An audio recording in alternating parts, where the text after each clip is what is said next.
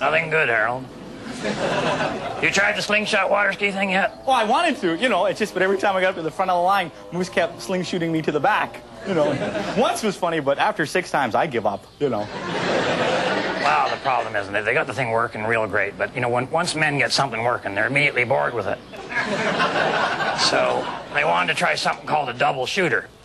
So instead of one guy, Junior and Moose both hopped up into the sling there, and then all the other guys got together and pulled the tubing back, and they pulled it so hard that the trees that it was tied to ripped right out of the ground, shot past them. This slingshot wasn't made by Acme Company by any chance, was it? No, why? Just asking. Beep, beep. Anyway, it's not very often you see a birch tree and its entire root system doing 900 miles an hour. Even up here. And when the trees zip past the guys, it actually lifted them right off their feet. So we had a whole ball of kind of plant and animal life hurtling towards the two-holer, which I was coming out of. Woo, holy! And, well, they yelled to warn me, but they were traveling faster than the speed of sound, so I didn't actually hear them until 4 minutes after they hit me. Which really wasn't all that helpful. Well, I guess that's the end of the slingshot thing. And the outhouse, too. No, everybody wants to try the double shot thing. I mean, these guys never heard of live and learn. No, around here it's monkey see, monkey do. I think I just spotted one.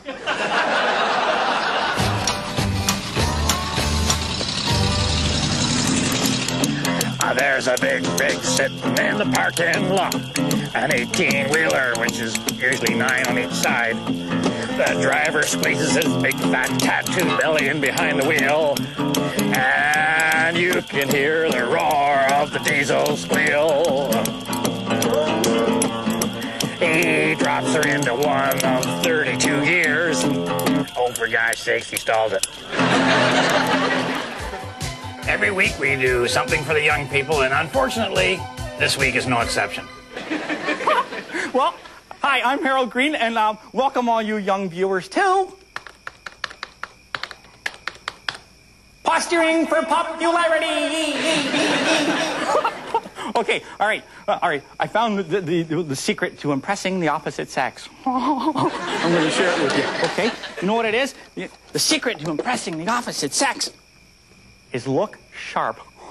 It's true. All righty. So next time you're out in front of the cafeteria, waiting for all the tough guys to leave, use your time wisely to impress the babes. Okay? Don't just stand there. Stand cool. Watch and learn, my friend. Let them think that you're an athlete. You're friendly but jocular. You're mysterious. Who's that guy? He's introverted, isn't he?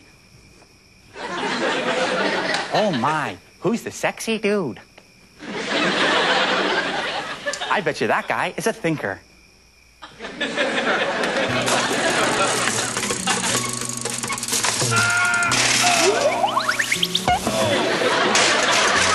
Really wish Bill gave us a little more warning, when he's coming over. 2 or 3 years. Yeah, thank you, Bill. Don't touch it. I'll take care of the hat.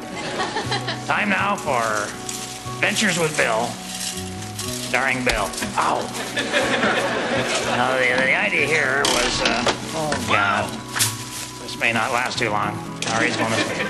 The idea being we're trying to rake up the leaves. It's that time of year, all the leaves fall down the forest and so on, and I was trying to, but Bill says, no, there's a better way. He stole that duct tape right off my workbench, I'll bet you. So the trouble with Bill is, well, I was going to say he's always thinking, but he's not always thinking. He's always doing stuff and then thinking later. But the idea here was he thought if he taped a couple of those rakes to his belt loops, and we got them, they're on there real secure, then he holds the one rake in each hand, he can do the work of 4 people all at the one time, just running around and but he went over the bike and it caught there, and then the belt, boy, that duct tape really hangs in, doesn't it? You can use a bit of duct tape with some of those. And then he got one of these leaf blowers, which, Bill.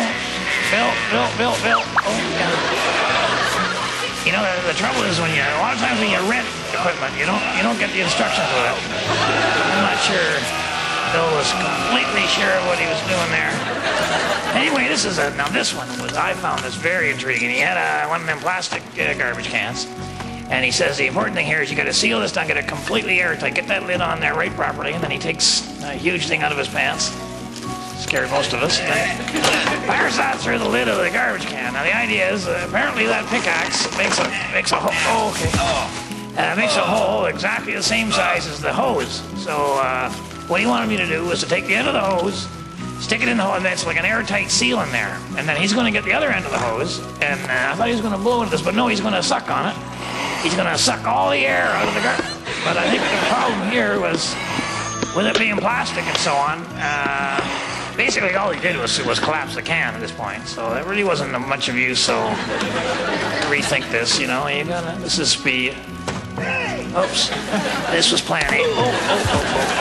Now plan B was he wanted me to get the metal garbage can. This was heavy, boy. I'm telling you, it didn't look that heavy, but no. You try to pick these up and my oh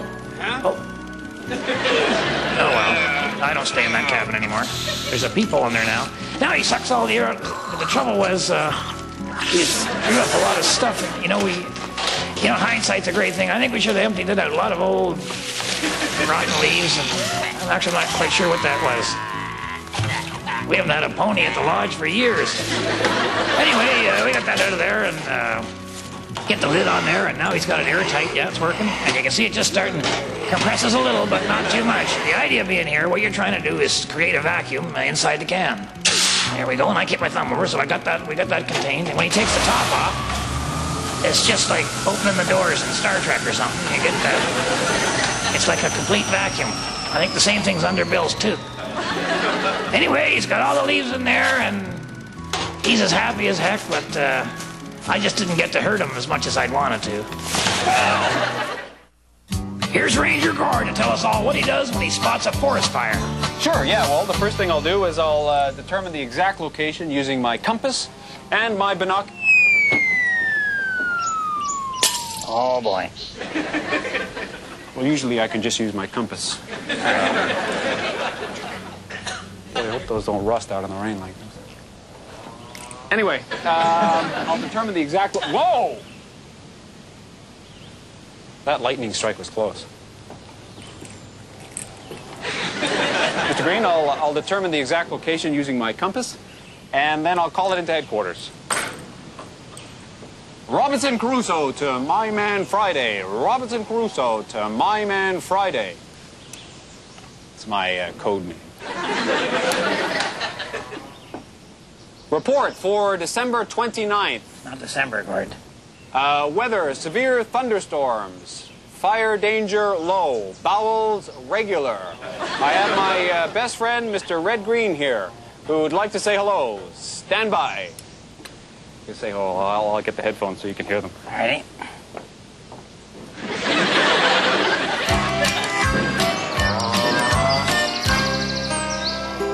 Wow, that stupid surgical tubing water skiing slingshot thing has been declared off limits forever.